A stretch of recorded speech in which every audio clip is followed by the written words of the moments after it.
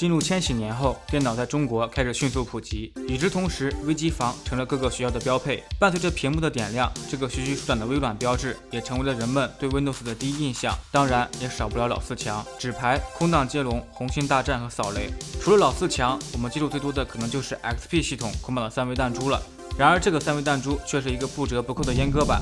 这期视频就让我们聊一聊三维弹珠背后的起源与秘密。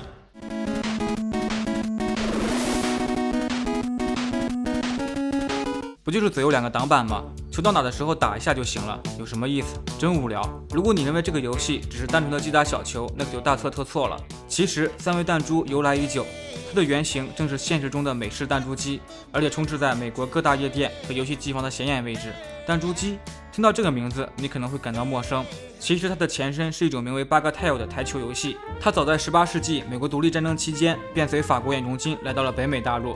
随着游玩场景的变化，人们逐渐把 Bagatelle 放进了体积更小的木质桌台中，发球方式也从原来的球杆击球变成了弹簧击发，这成为了现代弹珠机的雏形。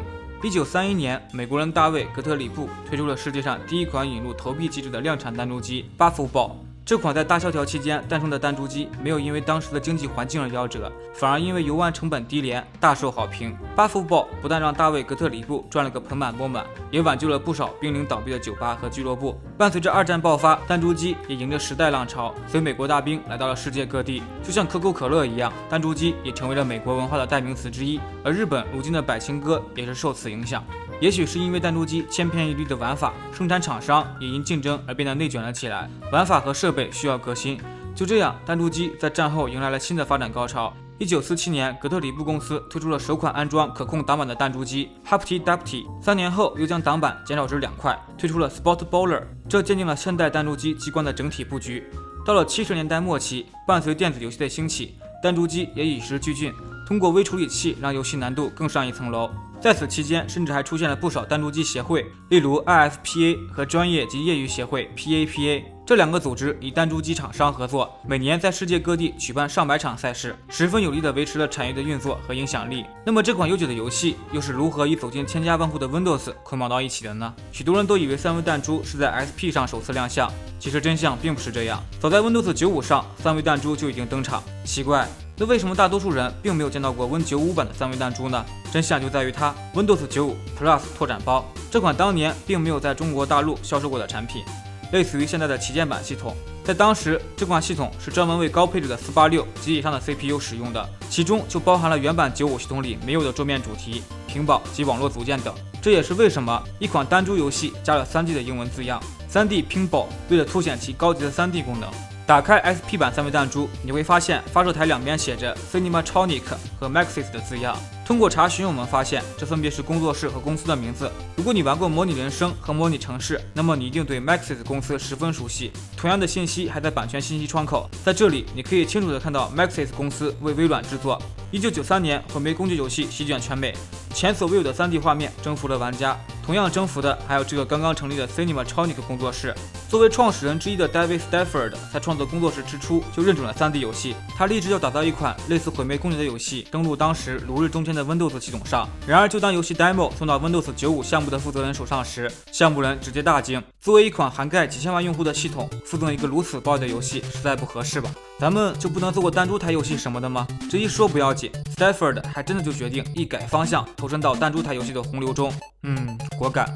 为此 Stafford 的团队先后多次来到各大游戏机房研究弹珠机的原理，他们甚至还专门设计了晃动弹珠台的代码来还原游戏真实性。当然，如果按得太久，就会被判作弊，直接击毁人亡。为了迎合 Win95 系统的强大，开发团队还特意预渲染了弹珠台，并将其倾斜，来营造出一种伪 3D 的感觉。酒香不怕巷子深，时值 Maxis 公司扩大自己的游戏版图，他们将目光瞄准了三维弹珠。于是 Cinematronic 与 Maxis 公司一拍即合，签订了发行协议。1995年8月，伴随着 Windows 95的上市，随拓展包一起登场的三维弹珠也大受好评。当然，此时它的版权已经归 Maxis 公司所有了。如果你 Google 搜索过三维弹珠，你会发现这款游戏总共有3个场景，分别名为太空军校生、骷髅宝藏以及魔龙要塞。难道我们玩的三维弹珠是个阉割版？原来微软版的太空军校生仅是完整版中的一个弹球桌主题，总归是要恰饭的嘛。在搭上了微软顺风车后，时隔2个月 ，Maxis 发行了游戏 Fortitude Pinball， 它才是三维弹珠的真正完整版。完整版的分辨率不仅最高支持 1024×768， 游戏的画风也变得严肃了起来。现代科技的太空军校主题，充满中世纪风格的魔龙要塞，以及显现活生的骷髅宝藏，就连游戏包装盒的背面也写了这样一行字：要是你玩过微软的 Win95 Plus 中的太空军校生，那么你一定会喜欢这套完整版的弹珠游戏。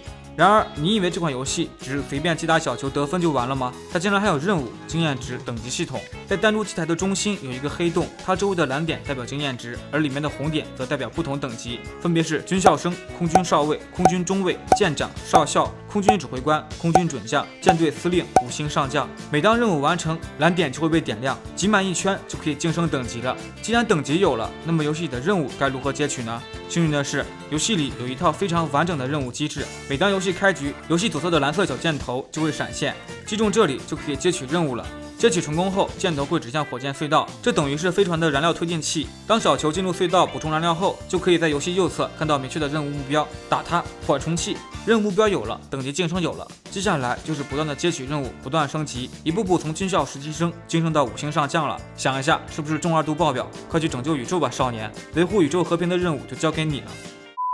然而，你可能会好奇，为什么在 Windows XP 后，微软就不再捆绑这款游戏了？原来，游戏当年为了实现物理碰撞和弹珠近大远小的透视效果，程序员设计了许多相关代码，而这些代码大部分进行了加密，并且完全未加注释，这就为后续的移植埋下了祸根。在移植过程中，3维弹珠所有的碰撞判定都失效了，游戏开始瞬间，弹珠就像是鬼魂一样，直接从发射器掉了下来，掉出屏幕。由于游戏代码加密和未加注释的缘故，导致移植者抓破头皮都无法理解其含义，而Vista 的发售期限也不允许花费更多时间去大费周章的重写，于是乎这款3维弹珠就这样消失在了后续的系统版本里。当然，游戏移植并不是什么难事，现在你还能到各大平台下下载到3维弹珠的完美兼容版。